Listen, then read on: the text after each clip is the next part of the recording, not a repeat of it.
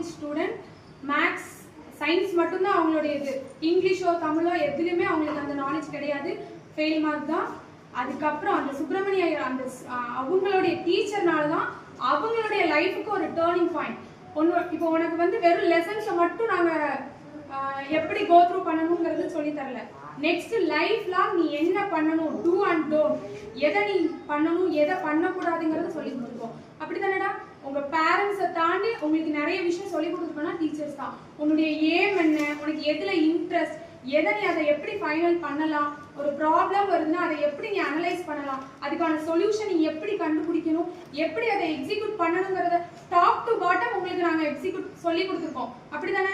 இப்போ உனக்கே தெரியும் எனக்கு இதுல இன்ட்ரெஸ்ட் கிடையாது அப்படின்னு. இதுல இன்ட்ரெஸ்ட் கம்மியா இருக்கு அப்படின்னா உனக்கு அது பிடிச்சிருக்கு, அதோட லேர்னிங் ஸ்கில்ஸ் உனக்கு வந்து டிஃபர் ஆகுது. இப்போ நம்ம மேக்ஸை படிக்கிறதுக்கும் சயின்ஸை படிக்கிறதுக்கும் தமிழை படிக்கிறதுக்கும் நிறைய டிஃப்ரெண்ட் இருக்கு. அப்படிதானே? தமிழ்ல லெட்டர்ஸ் வந்து ரொம்ப ரொம்ப கேர்ஃபுல்லா நம்ம பார்க்கணும். புரியுதா? இங்கிலீஷ்ல வந்து நமக்கு லெட்டர்ஸ் ஈஸியா ஐடென்டிஃபை பண்ண முடியும், தமிழ் அப்படி கிடையாது. நீட்டா அது ஒத்த கொம்பா ரெட்ட கொம்பா நம்ம கோ த்ரூ பண்ணதான் அது உனக்கு ஈஸியா லேர்னிங் ஸ்கில். ஓகேவா? நீ எந்த ஒரு விஷயத்தையும் எப்படி லேர்ன் பண்ற, எப்படி நீ அச்சீவ் பண்ற அப்படிங்கிறதுல தான் உன்னுடைய எக்ஸிக்யூட் இருக்கு. சரியா?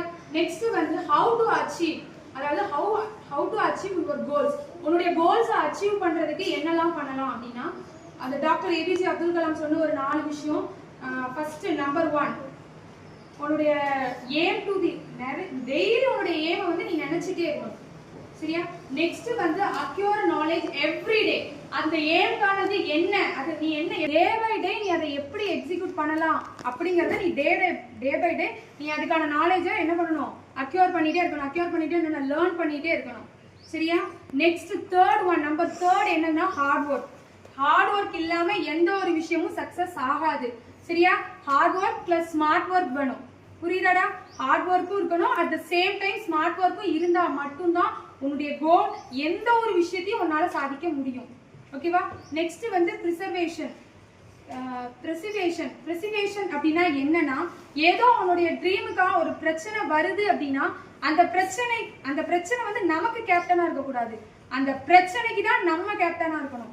எந்த ஒரு பிரச்சனையும் வந்துருச்சு அப்படின்னா அந்த இடத்துல நீ நின்றுட்ட அப்படின்னா நீ லைஃப் லாங் நின்றுட்டே தான் இருக்கணும். உனக்கு முன்னாடி வந்தவனும் முன்னாடி போயிடுவான், உனக்கு பின்னாடி வந்தவனும் முன்னாடி போயிடுவான். நீ தயங்கிட்ட, பிரச்சனையை கண்டு தோண்டுட்ட அப்படின்னா அதே இடத்துல தான் நிற்கணும்.